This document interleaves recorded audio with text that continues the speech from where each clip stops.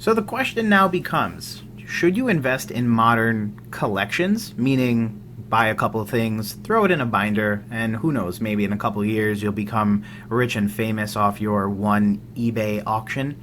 Well, unfortunately, and fortunately, there are many unique characteristics to collections that add a lot of character. And in today's video, not only am I going to show you some of my best tips and secrets on how to assemble a compelling collection, but how assembling a collection for investment purposes is really a lot like storytelling. So stay tuned for some really interesting insights into how to go about investing in single cards as well as binder sets.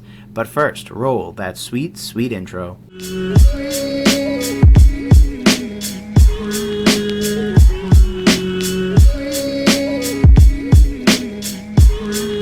Hey Gengar Gang, what is going on? My name is Ryan, this is the Analytic Gengar, and welcome to another video. In today's video, friends, we take a look at investing in modern Pokemon cards, singles and loose collections. Now, today's video is part of an ongoing series, so if you're not already familiar with it, go check out the video on investing in PSA graded slabs. We've already covered one of the three major components that I've broken down the modern Pokemon trading card game into. Those three sections being PSA slabs, single and loose collections, and then finally but not least, for the video that has yet to release, the sealed product section. So if you're not already, definitely go get up to speed on the PSA slab stuff, and then you can check out this video either before or after you do that.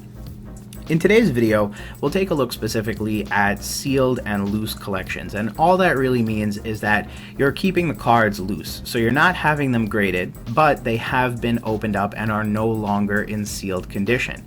These cards can be kept in a variety of ways, including in card savers, in top loaders, or in binder collections. And by the way, even binder collections don't necessarily have to be complete binder collections. Although we will cover that specifically in this video, it could just mean you have a binder where all of your ultra rare hits or better go, and even that can technically serve as an investment for you in the future. So in today's video, we're basically going to be covering the spread and really kind of addressing all of the different types of loose/singles collections that you could possibly have, and how to maximize the ability for those collections to increase in value over time.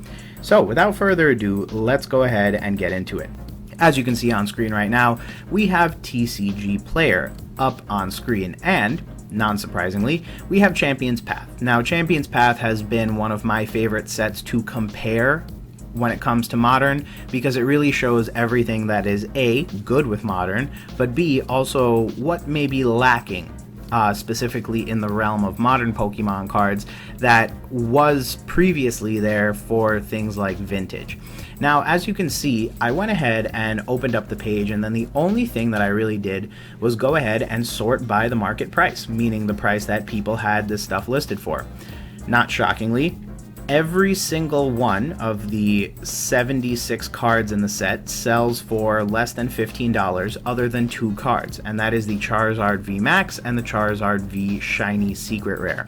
So those are the only two cards that really have any kind of long-term quote-unquote investability based purely off of what the cards are currently worth today as we're sitting here talking about them. So what does that really mean? Well, when you try to invest in singles, you're basically buying these cards for the prices they are available now, and then maintaining their condition by keeping them in sleeves and protectors and binders, and then hoping that in the long run they increase in price. So as an example, you purchase this Charizard VMAX for $275. Maybe you're not necessarily a grader, maybe you're not a big fan of the process, or you're very afraid of the ramifications of having something graded because it might get damaged along the way, and so you'd rather just keep the card single and non-graded. As a result, you wait 25 years and the card doubles in price to about $550, and you make about a 100% gain over the course of the period of time that you waited.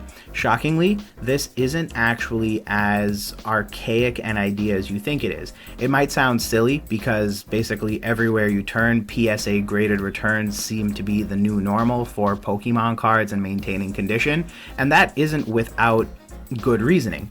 One of the major arguments is that when you grade a card with PSA or any of the major grading companies, it's assigned a numerical value that is based off of, at least in part, some objective criteria, and in theory, the case that it is encased in should maintain its condition for the rest of eternity. So the idea of investing in a card that you're not going to get graded does sound kind of weird, because you do need to be very good about maintaining its condition in order to make sure that it can be sold in the future for more money than you bought it for. Because ironically enough, one of the major issues with this particular type of investment is that if you're not careful and this card gets a bend in it, it may only be worth $50 50 years from now. And that means not only did you waste 50 years of your life investing in something, you also somehow managed to lose approximately $225 over the course of 50 years, which, albeit doesn't sound like a lot, but is still a really impressive feat, all things considered. So, with that said, that is how the basis for investing in singles and loose cards goes. If you want to make a collection of it, all you have to do is buy a bunch of this stuff or obtain a bunch of this stuff and throw it in a binder or throw it in an ETB box or do something where you keep a whole bunch of them. That's basically the definition of a collection, and that's basically the way that you should be going about amassing this stuff. Personally, if I were you, I would invest in a few binders. Binders are relatively cheap. Some really nice ones sell for about $20, and they are middle tier binders. They don't necessarily have to be the fanciest or be leather bound or something crazy like that, but they still have some really high quality protection offered for your cards. And with a couple cheap penny sleeves, you'll be in pretty good shape to maintain the quality of these cards for the long run. After that, it's really just a matter of inserting cards and filling these binder up. Over time, you'll find that you might fill one binder and move on to another. And yeah, at the end of the day, you get to decide when and if and how you choose to sell those cards, whether it be as a single card or as an entire binder worth of cards. Now, as you're assembling your collection, the one thing I will say is that historically, collections do better than single cards. Right here on screen right now, you're going to see a really interesting eBay search that I did. And all I did was Pokemon binder collection, and I sorted for all of the ended auctions. As you can see, there's actually some really interesting and very high dollar value amounts. The one thing I did was sort by highest price, and that was purely with the intention of displaying some of these. But here you can see a binder collection that is vintage and modern, and it went ahead and sold for a whopping $10,000 or best offer, and I believe it was $10,000 because it doesn't have the strikeout like we see over here. Here we see a best offer was accepted. And the one thing that you'll notice about each of these is that there are some really nice, pretty cards. Here we have a bunch of vintage hollow cards. We have a Charizard Dent Center. Here we have a bunch of base set cards. I don't think anything is first edition here, but for a fact we have a Charizard. We have definitely some holographics that look to even be shadowless, and that is confirmed by the title. Down here we have a Hidden Fates Charizard, a Darkness Ablaze. We have basically one of all the recent Charizards from 2020 and 2021, as well as some more vintage that looks like the Neo Destiny Dark Raichu. So you get the idea here. These binders tend to sell for quite a bit of money. As you can see, most of them sell for at least $3,000 to $4,000, if not more. And in a upcoming video, I'm actually even going to show you some of the cards that I have actually invested in. And one of them is, in fact, big surprise, a binder. So ironically enough, binders are really fun because they are very much like a fingerprint. They are very unique, and each binder can truly end up being a very unique and interesting opportunity to test your mettle as both an investor and as a hobbyist, because it's very fun opening a binder, getting to learn about each and every single one of the cards, assessing the conditions, grading some, trading some, selling some raw, and then coming to a overall conclusion about how profitable or unprofitable it was. Chances are when you put something up like this on eBay, it's going to end up selling for more or less a flatline price. Oftentimes it doesn't reflect the true value of each and every single card, and there's an opportunity for the seller to basically get this off their hands for a pretty decent price. However, you'll notice one thing that all of these sellers have in common is they very frequently line up their big hits right in the middle. So you've got a Blaine's Charizard here, a Blastoise here. We saw up above, we saw a bunch of Charizards, a bunch of different holographics and vintage cards.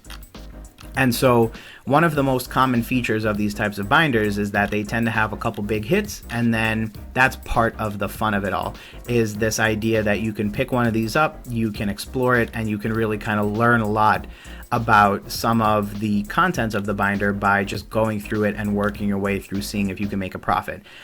Now, all that said, how do you go about doing that? The real best way of doing this is, like I said, if you want to just pick a binder and fill it with ultra rares, that is probably the single easiest way of going about creating this type of investment. And by the way, you don't have to buy this stuff. Realistically, you could just pull this stuff and pull all this stuff to the side. In the future, it might be a great reinvestment. And what I mean to say by that is that even though you weren't actively going out of your way, the only thing you were really doing was filling whatever overfill of ultra rare cards you had in this binder, it's a great way of maybe, in the future, selling it to someone who thinks it has potential as an investment, and this way at least you get some of your money back. That's what I would consider at least a passive investment as it comes to the Pokemon card hobby, because realistically, there's not really much that we do that's passive. Most of the stuff is very active. We go out of our way to collect certain cards. So whenever you can open up some modern stuff and throw all the ultra rares in a binder that you don't care about, that's relatively passive in the grand scheme of things. Overall, which is the better option here, the collection or the singles? I would argue it really depends on how skilled you are. So some people see Modern as an opportunity to be a collector in the truest sense of the word. They have the ability to effectively collect everything they want 100%. And just like 100%ing your favorite video game, there is a real sense of achievement whenever it is you're managing to complete a Pokemon set. So that's the first thing, is let's talk about sets of trading cards. A set is defined as whenever you are able to complete a given set 100%. Now, depending on what you were investing in, a set can have different meanings. So for example, if you wanted to collect the entirety of Hidden Fates, that would include not only the original set of cards, but also the Shiny Vault. And don't forget that each of the original cards in the base set of Hidden Fates has a reverse holographic. If, however, you were just completing the Shiny Vault, you would only have to worry about the shiny Pokemon cards and not necessarily the first part. So whatever you're doing, you want to try to complete the set to the truest meaning and definition of the word, depending on the type of set you're trying to collect. After that, one thing that I will share with you all today that I'm currently doing is I am adding duplicates, triplicates, and even more of the hit card where possible. Earlier, I said that collections offer a unique fingerprint. And what that means is that no two collections are the same, because no two collections technically contain an exact copy of the same card. Even if a collection has the same first edition base set Charizard, for example, the conditions may vary, the centering may vary. The potential for a swirl on a particular card may be the difference between what is unique about one collection versus another. And so, especially when it comes to completing sets, you want to have multiple of a card, because in the future, that will be a very attractive option for many different investors out there. A good example of this is the Shining Legends set. So Shining Legends is a relatively small set. You can probably complete it relatively simply, and very similar to Champion's Path, there isn't really much going for it other than the hit card, which is, in this particular case, the Mewtwo Secret Rare, also known as the Mewtube. So if you wanted to make a very compelling case for a very good investment, what you would do is complete the entire set, and then a couple of pages after that, fill with the Mewtwo Secret Rare card. And this does a couple of things. One, when you end up putting this for auction, or however you choose to sell it sometime in the future, people will freak out, because people will see that card, which was realistically the hit card for the set. They will freak out, and they will proceed to go ahead and be willing to pay more money. The same thing in this particular case applies to the Shining cards. You would want doubles, triples, maybe even fill up binder pages with it if you'd like. By doing this, you create a really distinct impression on anyone who's going to show interest in this, because they're going to see that collection and they're going to say, wow, that's not just a binder set, that's the binder set. And that's the difference between making an impressive sale and making a record-breaking sale. The other bit of advice that I have for you is be very high with your standards regarding quality. The benefit of modern Pokemon cards is that you have the opportunity to shop around.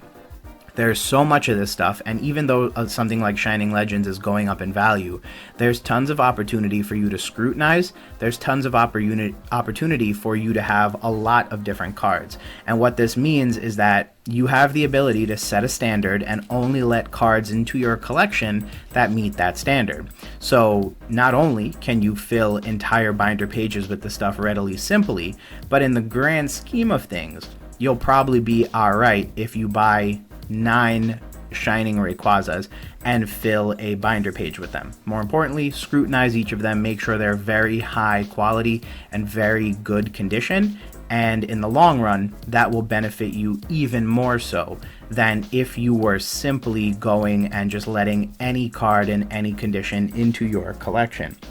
These dupes will be very beneficial as well, because one thing that I have noticed is that many people who buy collections today will frequently do so with the intention of grading cards. And so if you're able to give them a set that they can keep in the binder and then tons of duplicates or tons of extras that they can grade, it only, further solidifies the ease of them being able to justify making a very large purchase. The one other thing that I'd say about sets is that complete them in the truest sense of the word. So I mean that. Go out of your way to get the reverse hollows as well as the regular hollows where applicable. Something like that is a small thing, but I feel like given how easy it is to get the stuff online, is it a lot of work? Yes, but it is relatively easy compared to, vintage sets. You might also want to spend the time making sure and going out of your way to ensure that when you can assemble this stuff, it's in the truest sense of the word, complete. Finally, but not least in today's video is the idea of just random collections. And again, as you can see on screen, there are tons of folks who basically have sold and made a nice chunk of change on this stuff, may I just say. When it comes to collections, I personally believe you should have a goal or at least some sort of abstract theory in mind. I want a Charizard collection, and it's done so with the intention of appreciating in value and hopefully giving me the opportunity to do something better with my money in the future. However, if you just want to grab a binder and start chucking in random cards, you may find that your binder may behave something more like this one, right? It didn't sell for the largest price of the lot, but it's also just coincidental and passive, and so therefore it's not the biggest deal in the world. The one thing I will say is that if you're not going to have a focus, or even if you are going to have a focus, it's very important to follow the exact same guidelines that I gave for complete sets. The one thing is that obviously completeness of the set is not a main factor here because you don't have a set particularly that you're completing, but I will say that if you wanted to have some very high value cards in there, like for example, you can see in this particular listing, they had a Lugia, a Sabrina's Gengar, and a Dragonite from Fossil, and that Scyther. One of the tricks is getting many hit cards, and this way you can create a listing similar to this one that has many hit cards to attract buyers into your listing. The second thing to focus on is duplicates of certain cards. So if you know that there are some cards out there that are going to be popular in the future, the Lost Thunder, Rainbow Rare Lugia, and Full Art Lugia come to mind, you might want to do yourself a favor and buy multiples of those cards, similar to the way that I suggested buying multiples even when you're completing sets. And finally but not least, I would recommend focusing on the conditions of the cards nonetheless. Again, one of the benefits of Modern that is not inherently true of Vintage is that we have the opportunity to be very, very highly focused on condition. And I have a feeling that in the future, especially 10, 15 years from now, condition will be a major, major factor for anyone that has done any investing in the modern era of Pokemon cards. And that's mainly because a lot of this stuff is in really good condition. And so if you're letting in played or damaged or even near mint copies into your collection with the intention of investment, I have a feeling that that will reflect negatively in the final sales value that you're going to see in your collection. But with that said, friends, thanks again for checking out another video. If you liked today's content and found any of it helpful, feel free to leave a like on the video. As I always say, you could have been anywhere on the internet, but you chose to hang out with me for a little bit, and that means the world. And if you're not already a member of the Gengar Gang, feel free to throw a big old slap on that subscribe button and join me along for this infinitely wonderful Pokemon trading card game journey. Other than that, friends, I hope you guys are having an amazing day, and we will talk soon. Peace.